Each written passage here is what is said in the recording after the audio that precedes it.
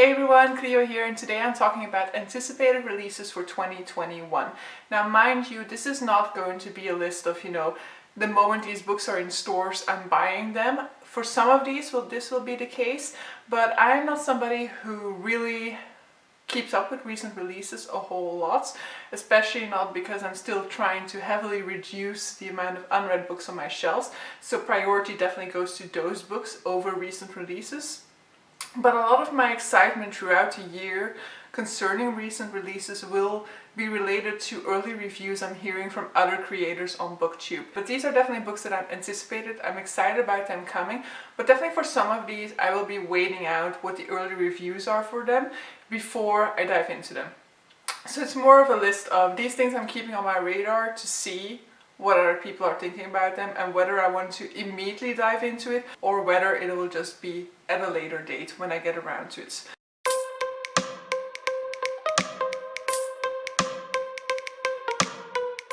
But so the first three books that I'm going to be mentioning are kind of exceptions because they are books that I have pre-ordered. First one of these is The Death of Francis Bacon by Max Porter. So I absolutely love Lanny by Max Porter, probably one of my favorite reads of all time. So yes, I am definitely reading his next work. So his first book, Grief is a Thing with Feathers, not really my cup of tea, but his latest release, Lanny, absolutely love it. It's so amazing. But Max Porter has a little bit more of an experimental writing style, and I guess that is also part of the reason why I have such a different experience with one versus the other, because experimental writing can be a hit or a miss. So I'm definitely hoping that this latest one is going to be another hit. So The Death of Francis Bacon is a look at the last hours, last days of Francis Bacon before he is passing away.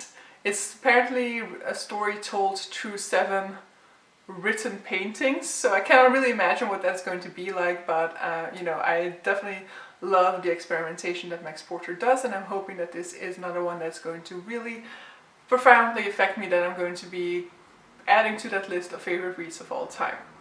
Secondly, we have First Person Singular by Haruki Murakami. This is another one of his short story collections. I haven't read a whole lot of Haruki Murakami short stories. I read like a collection of 4 of them recently, and I had mixed experiences, which is often the case with short story collections, so I'm probably going to have that same sort of experience with this one. But I do want to dive into more of his short stories to figure out whether I like short stories by Haruki Murakami or not, so whether I should continue seeking them out or not. And then the third book that I will be pre-ordering the moment it's available for pre-order is the third book in the Skyward series by Brandon Sanderson. So the third book, currently titled Nowhere, is coming out probably November, December, somewhere around there. And so yeah, I am definitely going to be continuing on with that series. It was kind of a surprise like for me because it's YA sci-fi, and so with YA fantasies in particular, I haven't had a whole lot of success, so I was kind of hesitant when I went into Skyward the first time, but I shouldn't have been. It's Brandon Sanderson, I love most of his works, and Skyward was no exception. So it's basically looking at this sort of bravery-focused society, and in this society we are looking at our protagonist Spensa, who's kind of got a stigma against her because her father used to be this lauded hero, but he turned on his companions and he died in the process, but ever since he and his family is branded a coward. But she wants to continue in her father's tradition. She wants to become a fighter pilot like him. However, because of her father's reputation, the author kind of stacked her against her. I very much love this one, and through the first book I grew to like the character, because let me tell you, at the beginning this was such an annoying character, but so much character work was done with her. I absolutely love the world, love Doomslug, love Ambots. I will say that the second one was, I wasn't fully sure about my experience with it. I enjoyed myself all the way, but there were some elements about the first one that I missed, and it was kind of a repeat of some elements to the first one. However, it also expanded the world so much. So this third one is going to be very important, I think, in determining what my overall experience with this series is going to be like. But so these 3 books, they are a given. They're definitely happening. But so now I'm just going to go through the ones that I have on my radar, or some of the ones that I have on my radar, because the list is quite long and some of them definitely are more tentative than others. So I'm going to be going through the ones that I'm like most excited for by genre. So I'm going to start out with fantasy. So the first fantasy release that I have on here is The Forever Sea by Joshua Phillips Johnson.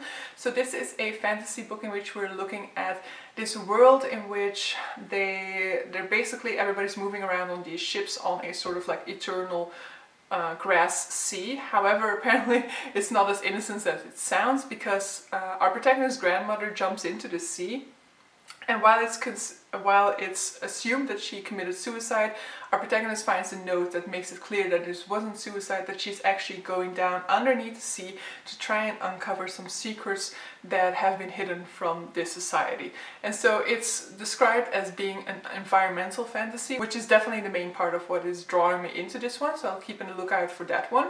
Then we have The Shadow of the Gods by John Gwynne. So John Gwynne is definitely on the rise in the fantasy scene, and I haven't read his previous series yet. It's definitely one that I want to be reading. I've heard so many good things about it. I've heard a lot of people say that it's better than Brandon Sanderson, for example. But so he is starting a new series called The Shadows of the Gods, or that's the name of the first book. I think the series was called, let me look it up, Blood War Saga or something like that. The Bloodsworn Saga. So in this one we are looking at a world in which there used to be gods, but the remnants of gods, so the bones that they have left behind, still contain magic to them, and those who are brave enough or desperate enough to try and seek those out can definitely make a claim for themselves with that one. We are following 3 protagonists. I think a woman who's looking for her lost son, a girl who wants to get like fame in battle, and then a third person who wants to join this mercenary band, the Bloodsworn band, in order to seek revenge for something that has happened in his past or that was done to somebody. So the elements of mercenaries, the elements of a girl stepping into a man's world are definitely things that are immediately drawing me into this one. And so I just want to be there from the beginning for this one, because I'm falling behind on the other series in any case, so I want to keep up with his new release at this point in time. Next up we have Hall of Smoke by H.M. Long, which is a series about kind of conflict between old versus new, the old world versus the new world. And so our protagonist is from this sort of like priesthood, and they worship the old gods. However, at the beginning of the story she kind of refuses to follow through on some orders, and so as a result she's kind of banished from this priesthood. The priests are then murdered in this sort of conflict, and so she is the only remaining priestess of this old religion. And so she is going to seek out to go get back into the good graces of her goddess. I love the sort of element of old world versus new world. That's something that I very much loved in The Bear and the Nightingale, for example, so that's definitely what's drawing me into this one. And then we have She Who Became the Sun by Shelley Parker Chan.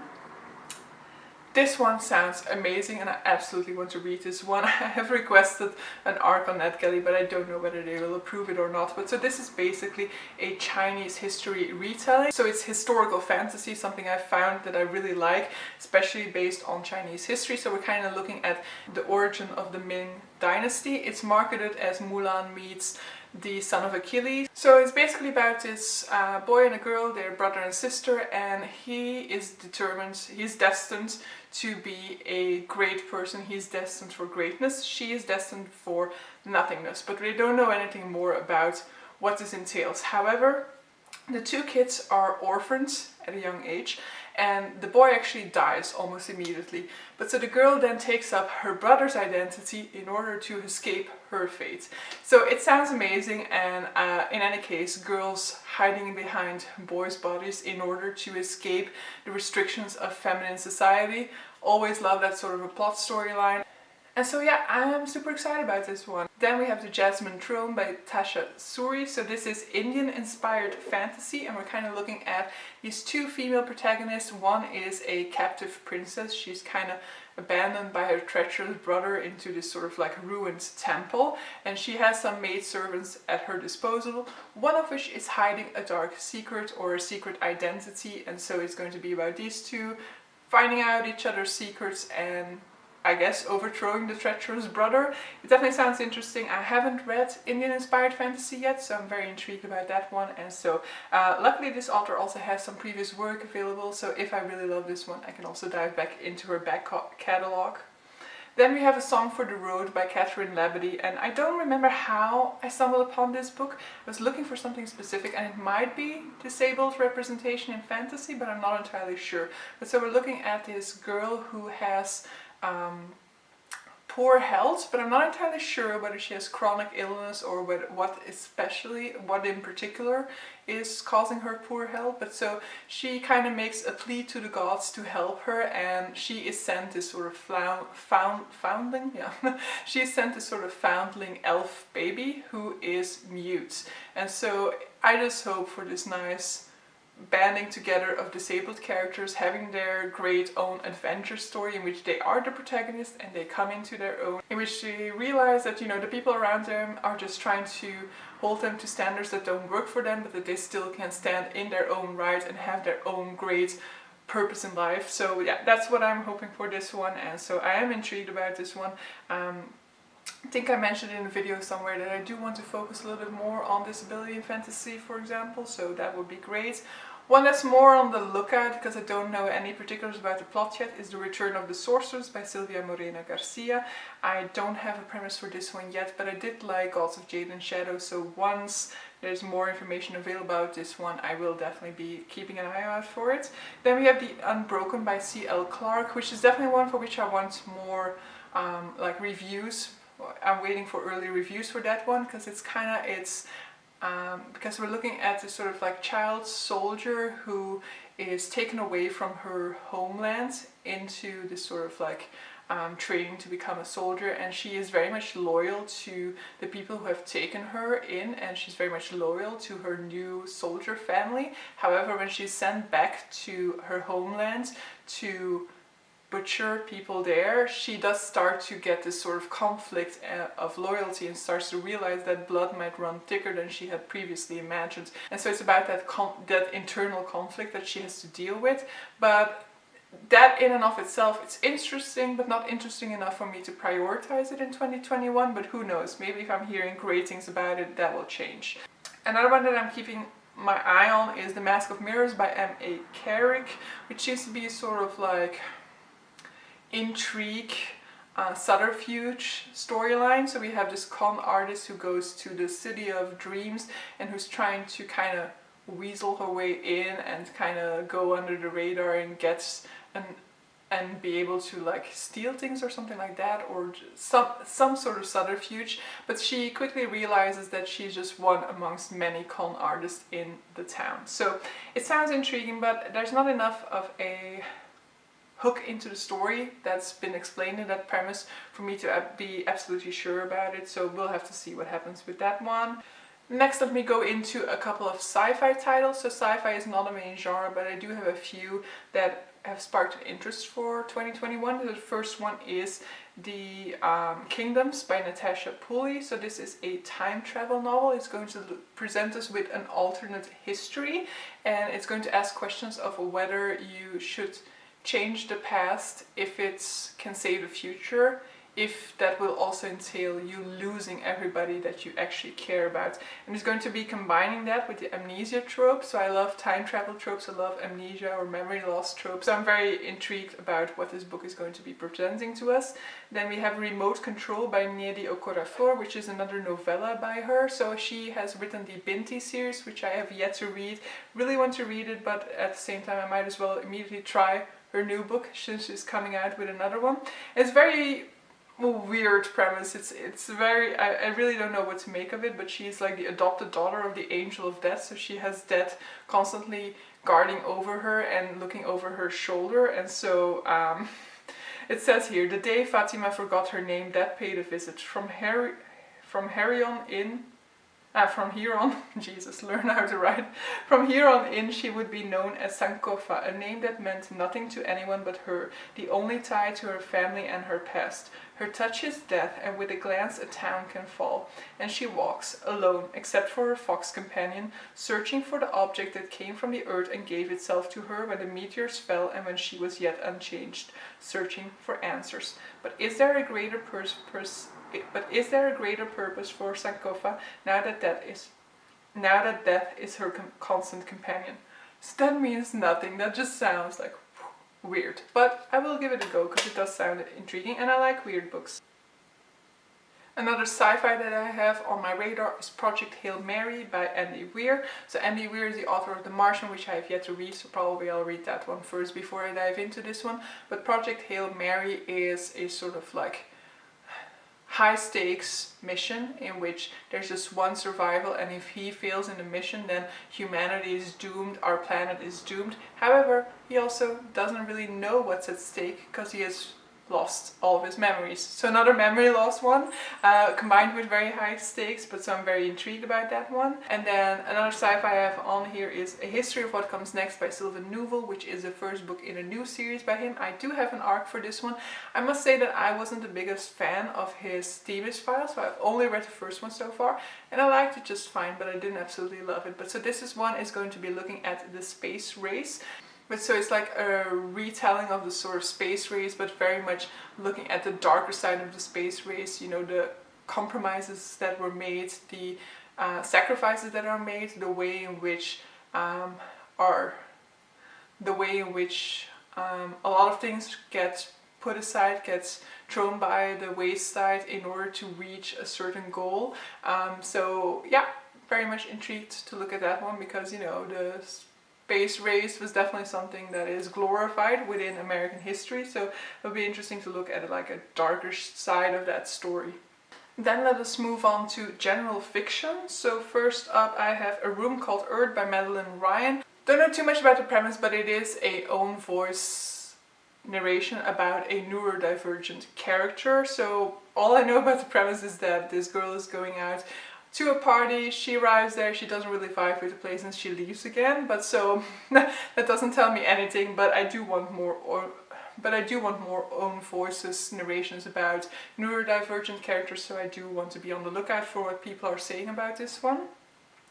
Then we have Clara and the Sun by Kazuo Ishiguro. So Kazuo Ishiguro is the writer of Never Let Me Go, which I absolutely adored. I also like the movie The Remains of the Days. Haven't read the book yet. I do still have a Kazuo Ishiguro on my shelf, so definitely need to read that one first. But so Clara and the Sun is a new book by him, and it's looking at artificial intelligence, and so very much going to be looking at, you know, what does it mean to be human? What is going to be the role of artificial intelligence in our lives? How will that redefine humanity?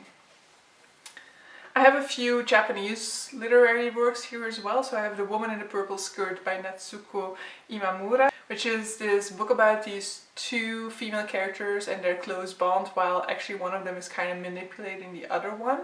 So it sounds interesting, and it's an up-and-coming female Japanese author. I read a lot of Japanese literature, and in recent years I've definitely been exploring more female Japanese authors, and I've definitely been enjoying that, so I want to continue with that. In the same line we then have Lonely Castle in the Mirror by Mizuki Tsujimura, which won some awards in Japan and sounds amazing. It's basically about these kids who escape the humdrum, boring life of high school during school hours they go through this sort of like portal into a parallel world where they enter up in this sort of castle where they have to search for a hidden key or a hidden object, and the first person to get it will get his wish fulfilled.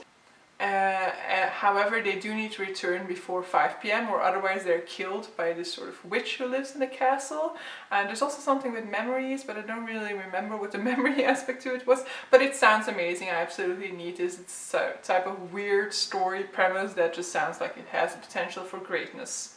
Then I also put Heaven by Miko Kawakami on my radar. This is more tentative because I have heard some mixed experiences about Miko Kawakami's most recent work, but I do want to try her out. So I don't know what I'll be trying out by Miko Kawakami first, but I did want to be like aware of the fact, like, look, it's coming out. If you feel like it, you could pick it up in 2021.